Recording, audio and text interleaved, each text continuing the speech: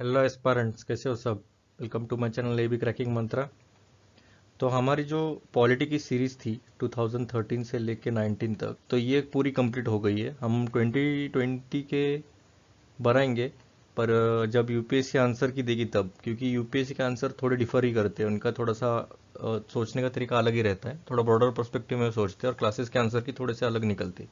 एक दो क्वेश्चन गलत करना मतलब फिर से मिस इन्फॉर्मेशन करना होता है। इसलिए 2020 के हम करेंगे नहीं, जब आएंगे तब हम ऐड कर देंगे उससे। अगर आपने 2013 से लेकर 19 तक वीडियोस ने देखे पॉलिटी के, तो आप देख लीजिए, ये आई लिंक पर है। ठीक है। अभी इस वीडियो में हम देखेंगे कि 2013 से लेकर 19 तक ऐसे कौन से टॉपिक्स है जहाँ से यूपीएससी ने क्वेश्चन पूछे हैं। तो चलिए स्टार्ट करते हैं वीडियो को। ये मेरे बारे में थोड़ी इन्फॉर्मेशन है, आप पढ़ लीजिए। जो 2013 से लेकर 19 तक हमारे वीडियोस है, वो आई लिंक पर है, आप देख लीजिए। उसके बाद आप क्या कीजिए, ये टॉपिक्स कर लीजिए, आगे हम देखेंगे कौन से टॉपिक्स है। तो वो पढ़ने के बाद और ये वीडियो देखने के बाद आप कोशिश कीजिए 2020 को सॉल्व करने की। सिर्फ पॉलिटी के क्वेश्चन सॉल्व कीजिए, तो उसमें से हार्डली आपका कोई गलत होगा। कोशिश कीजिए, मेरे हिसाब से तो कोई गलत होना नहीं चाहिए। अगर गलत हो रहा है तो फिर से आप रिवाइज कीजिए, बार बार रिवीजन लगती है इनको। पॉलिटी ये पूरा मैथ्स के जैसा है, आपको अगर आता रहेगा तो आएगा, नहीं तो फिर ख़त्म, छोड़ दीजिए, कोई बात नहीं। फिर हम यही टॉपिक देखेंगे जो बार बार पूछे जाते हैं, ज़्यादातर वही चैप्टर में से। और लक्ष्मीकांत में 76 चैप्टर्स है, तो हम हार्डली 15 टॉपिक्स है, उसमें भी सब टॉपिक्स है एक्चुअली। ऐसा नहीं कि सिर्फ 15 टॉपिक्स है, 15 ब्रॉड टॉपिक्स लिए मैंने। तो उसमें से टोटल अगर निकलोगे आप तो 20 से 25 टॉपिक्स हो जाएंगे, मतलब 20 से 25 चैप्टर्स हो जाएंगे। तो इतना भी क्रक्स कर लिया तो मेजॉरिटी आपके क्वेश्चन सॉल्व हो जाते हैं। और लर्निंग फ्रॉम ऑप्शंस क्या है, अभी कोई क्वेश्चन दिया रहेगा, तो उसके नीचे जो ऑप्शंस रहते हैं उसमें से भी क्वेश्चन काफ़ी आगे साल में पूछे जाते हैं।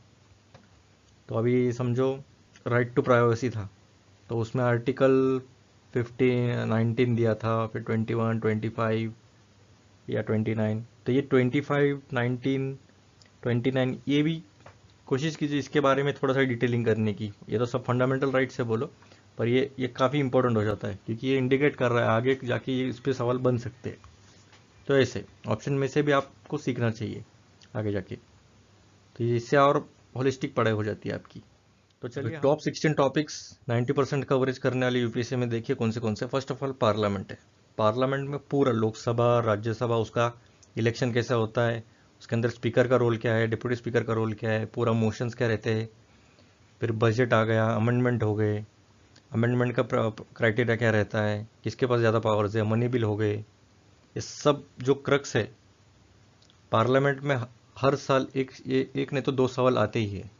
तो ये एक हो गया। फिर वैसे ही स्टेट लेजिस्लेचर, प्रेसिडेंट, गवर्नर, ये ऐसे साइड बाय साइड ही पढ़ना चाहिए। प्रेसिडेंट होने के बाद गवर्नर, और लक्ष्मीकांत में चार्ट भी दिया है, उन दोनों का डिफरेंस भी है कि प्रेसिडेंट के पास क्या पावर्स रहते हैं और गवर्नर्स के पास क्या पावर्स रहते हैं। बिल के रिगार्डिंग, मनी बिल के रिगार्डिंग, कोई रिजर्व करके दे सकता है, ये पूरा। फिर जुडिशरी, जुडिशरी में सब आता है, supreme court, high court, subordinate court, ये पूरा उनका डिफरेंस, हर एक का टेन्योर कितना है, इनके क्राइटेरिया क्या है, जजेस को अपॉइंट कैसे करते हैं, चीफ जस्टिस को कैसे अपॉइंट करते हैं, ये सब पूरा। फिर शेड्यूल हमने भी देखा था 2017 के वीडियोस में।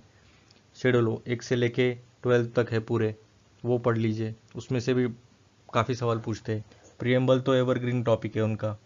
फिर फंडामेंटल राइट्स हो गया, डीपीएसपी हो गया, फंडामेंटल ड्यूटीज़ है, इमरजेंसी प्रोविजन है। इमरजेंसी प्रोविजन मतलब क्या, आर्टिकल 352 नेशनल इमरजेंसी हो गया, 356 365 फाइनेंशियल इमरजेंसी है। फिर मेकिंग ऑफ कॉन्स्टिट्यूशन मतलब ये पूरा जो मेकिंग है 1773 से लेके 1935 एक्ट तक, ये पूरा पूरा कॉन्स्टिट्यूशनल डेवलपमेंट पूरा देखना चाहिए एक्ट से थ्रू।